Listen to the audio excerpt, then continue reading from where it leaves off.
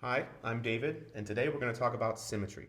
So suppose we have this equation right here, y squared equals x cubed minus 8x. And suppose we want to know if it's symmetric about an axis or about the origin. Well, there's a simple way to test for each of these three things. So let's do all three. Let's test to see if it's symmetric about the x-axis,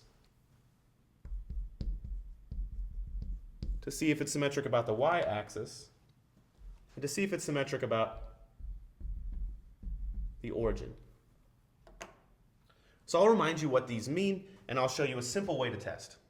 So first of all, for the x-axis, something is symmetric about the x-axis if you draw a picture of it, and you imagine you've got a mirror right here on this horizontal x-axis, and it looks the same on the top as it does on the bottom. Something like this. That's symmetric about the x-axis. Now what I'm going to do is I'm going to replace either x with negative x or y with negative y for all three of these. And I just need to remember which one it is. So in this first one, I've got x right here, y right here, and this value down here is negative y. So here, y and negative y should give me the same value of x. In other words, the equation should be the same. So let's check.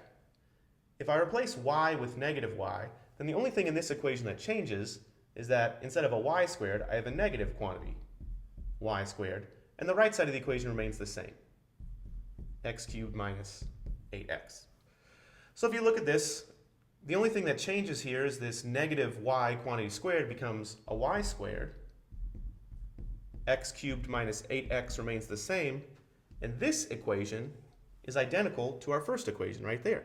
So this one must be symmetric about the x-axis. Not too hard. Okay, let's check for symmetry about the y-axis.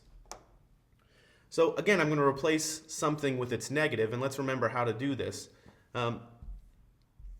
If I draw a picture of something that's symmetric about the y-axis, that's like putting a mirror right here on this vertical axis.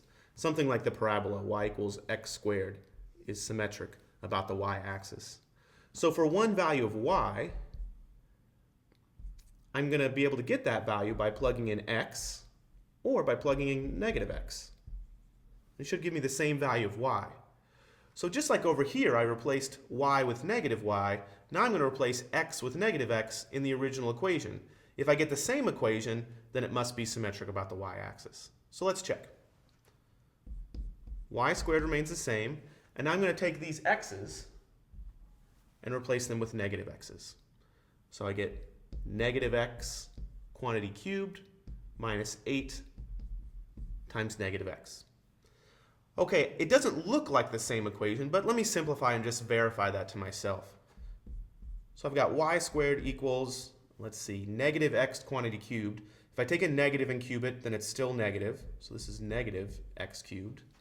And then I have a minus a negative 8x, because 8 times negative x is negative 8x. Okay, again, it still doesn't look like the original equation. Maybe I could do some other algebraic trick to get this to look like it. Maybe I could factor out a negative, have x cubed minus 8x. And now I'm really sure that it's not the same equation, because this is y squared equals x cubed minus 8x, and this is y squared equals negative x cubed minus 8x. And that's the opposite. So nope. This one's not symmetric about the y-axis. Okay, so in the first one I replaced y with negative y, and the second one I replaced x with negative x. Now let's see what we do when we're looking for symmetry about the origin.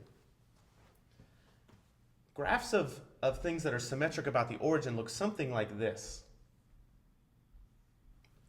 The deal here is that if I take an xy point and I rotate it 180 degrees, I should have the same point down here. What I mean by that is that here's negative x and here's negative y. So instead of replacing y with negative y or x with negative x, I'm going to replace both. If I get the same equation, then it's symmetric about the origin. So let's check.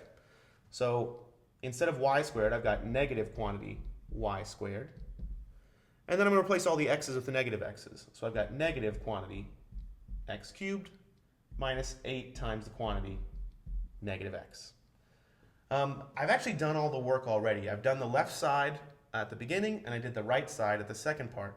So negative y squared is just y squared. This becomes negative x cubed minus negative 8x. And I saw from over here that this is not the same as the original equation. I already checked that when I checked for symmetry about the y-axis. So this one again is nope. So even though I don't know what this equation looks like, what the graph of that equation looks like, I do know that it is symmetric about the x-axis, not the y-axis, and it's not symmetric about the origin. Thanks for watching.